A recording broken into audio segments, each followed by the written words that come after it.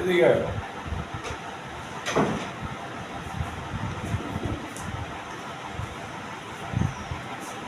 আমার এলইডি, যদিও এলইডিটা নষ্ট হইব এখন, এলইডি রে আমি সিম্পলি তোমার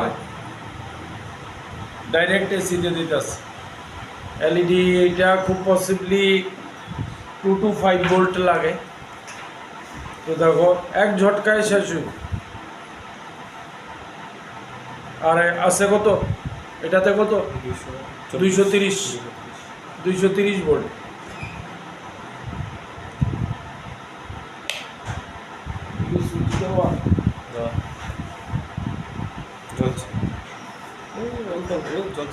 হ্যাঁ অল্প অল্প জ্বলছিল, জ্বলতেছে, তাহলে ওয়্যারটা খারাপ হইবে। কানেকশন পাইতেছে না। তাহলে এক মিনিট ভিডিওটা পজ করো। দেখা যায় তো?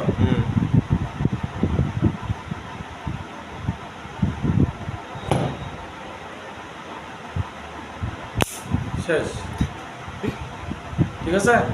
কারণ এতটুকু ভোল্টেজ সহ্য করতে পারতো না। এবার নেক্সট ফুরে গেছে না, শেষ, এলইডি শেষ। ওই লাগে 2 to 5 ভোল্ট, আমি দিছি 230 ভোল্ট, শেষ এলইডি। এইবার কি করছি দেখো, মন থাকো।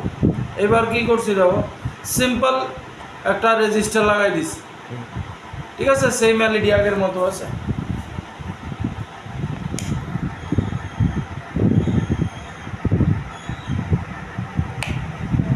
নো প্রবলেম, ঠিক আছে। এই হচ্ছে তাহলে রেজিস্টারের কাজ। কি করলো, এসি রে ডিসি বানাই দিছে আর পাওয়ার কমাই দিছে। এসি রে ডিসি বানাইছে, ও আচ্ছা, রেজিস্টার কারেন্ট রে কমাই দিছে শুধু। 230 ভোল্টের যেই কারেন্ট আইতাছিল, সেই কারেন্টে অনেক কমাই দিছে। আর একটা বেটার সার্কিট আছে, এটা যদিও তোমরা দরকার নাই। এই যে দেখো ডায়োড একটা লাগাই দিছি। এই যে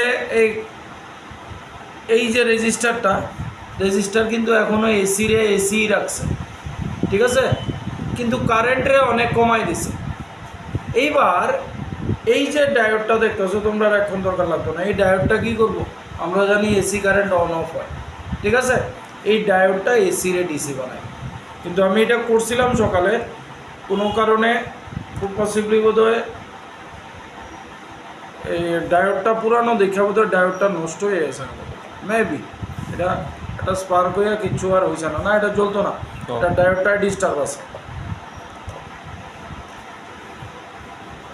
ডায়োডটাতে ডিস্টার্ব আছে। এই বুঝছো, এই হচ্ছে রেজিস্টারের কাজ, আর কিছু না। কারেন্টের কম করে